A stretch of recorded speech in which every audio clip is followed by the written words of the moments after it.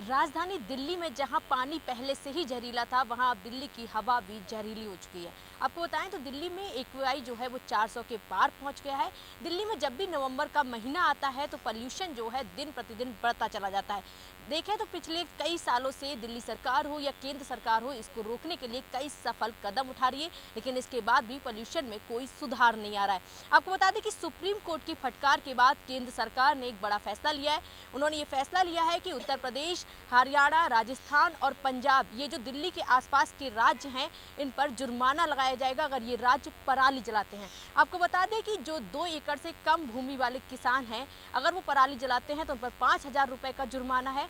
वहीं 2 से 5 एकड़ भूमि वाले जो किसान हैं, उन पर 10,000 रुपये का जुर्माना लगाने की बात की गई है। और वहीं जो 5 एकड़ से ज़्यादा भूमि वाले किसान हैं, उन पर 30,000 रुपये तक का जुर्माना लगाया जाएगा। वहीं एक्सपर्ट का भी ये कहना है कि दिल्ली में जब भी नवंबर का महीना आता है, ऐसे में दिल्ली पॉल्यूशन से बुरी तरह से घिर जाती है, लोगों का जीना तक मुश्किल हो जाता है।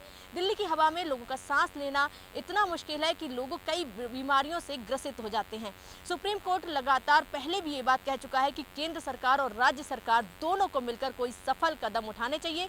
इसके बाद आज केंद्र सरकार की तरफ से बड़ा फैसला लिया गया। इस पर खास बातचीत करने के लिए हमारे साथ सुप्रीम कोर्ट के अधिवक्ता हैं, उनसे जान लेते हैं। सर, जिस तरह से सुप्रीम कोर्ट ने आज ये कदम उठाया है कि ये फैसला लिया है कि पराली जलाने वाले किसानों पर जुर्माना लगाया जाए, ये कितना सफल रहने वाला है? मैम, इसमें सुप्रीम कोर्ट ने 16 अक्टूबर को केंद्र सरकार को और राज्य सरकारों को फटकार लगाई थी, जिसके एवज में इन्होंने जो है केंद्र सरकार ने फैसला लिया है कि हम जुर्माना लगाएंगे। तो कम से कम ये माना जाएगा कि सुप्रीम कोर्ट के फटकार लगाने पे ये हरकत में आई। मेरा तो अपना ये मानना है कि इनको बहुत पहले से ये सोचना चाहिए था कि जहाँ पे केंद्र सरकार की पूरी बॉडी यहाँ पे रहती है, सारे शीर्ष संस्थान यहाँ पे हैं, राष्ट्रपति का कार्यालय हो, प्रधानमंत्री का कार्यालय हो या सुप्रीम कोर्ट स्वयं या यहाँ के एम्स जैसे हॉस्पिटल है, इन सब के बावजूद पिछले अगर आप देखेंगे 10 सालों से, आपने सही बात उठाई कि नवंबर का महीना, नवंबर का ही महीना नहीं, आप जैसे देखेंगे जैसे शुरू होता नवंबर से क्या क्या लगातार यहाँ पे पोल्यूशन का मामला रहता है। उस पोल्यूशन को कभी गंगा यमुना जी की सफाई को लेकर के, ठीक है भाई पानी खराब हो गया, लेकिन हवा को लेकर पूरे वर्ल्ड में हमारा ये जा रहा है कि दिल्ली की राजधानी सेफ नहीं है। यहाँ पे आप दिन भर में अगर आप बाहर खुले में रहते हो तो लगभग 100 सिगरेट के बराबर आप जो है स्मोकिंग के बराबर आपके अंदर धुआं जा रहा है। तो इस चीज़ को लेकर के दिल्ली को गैस चैम्बर बनाने से बचाने के लिए राज्य सरकार को और केंद्र सरकार को दोनों को फैसला लेना था, जिसके तहत आम आदमी पार्टी की सरकार पंजाब में भी है और दिल्ली में भी है, भाजपा की सरकार जो केंद्र सरकार में है उसकी सरकार हरियाणा में है।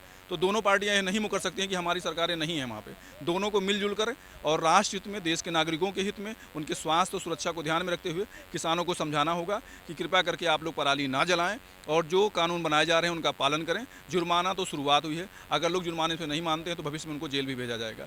लेकिन सरकार से मेरी गुजारिश है कि वो वैकल्पिक व्यवस्था भी तैयार करके रखें जिससे पराली जलाने की नौबत ही ना आए।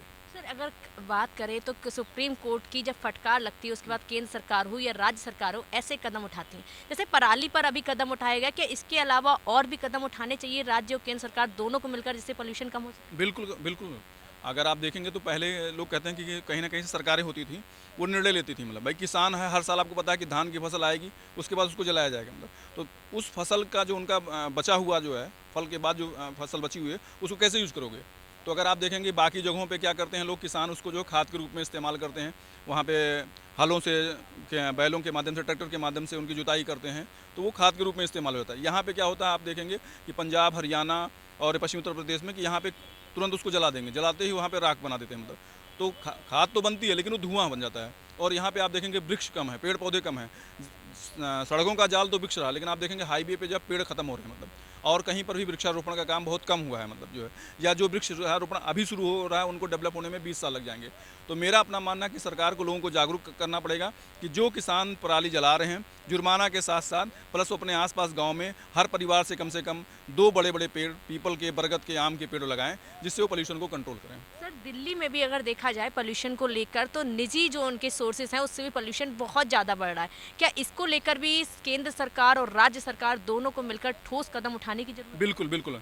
जैसे बीच में क्या नाम है RD1 की व्यवस्था आई हुई थी कि गाड़ियों की बढ़ती संख्या में, तो कहीं ना कहीं से वैकल्पिक जो व्यवस्था, ट्रांसपोर्टेशन की व्यवस्था, जैसे मेट्रो ने काफ़ी हद तक आप देखेंगे कि ब्लू लाइन की जो बसें थी उनसे एक्सीडेंट को कम किया। इसके अलावा अगर आप देखेंगे एक्सीडेंट के अलावा उसने पोल्यूशन को भी कम किया मेट्रो। तो मेरा अपना मानना है कि लोगों को अपने ईगो को कम करना पड़ेगा और पब्लिक ट्रांसपोर्ट का यूज करें, गाड़ियों का कम से कम यूज करें, अपनी जो है रोड को खाली रखें और जहाँ तक हो सके जो है पोल्यूशन को कम करने में सहयोग करें।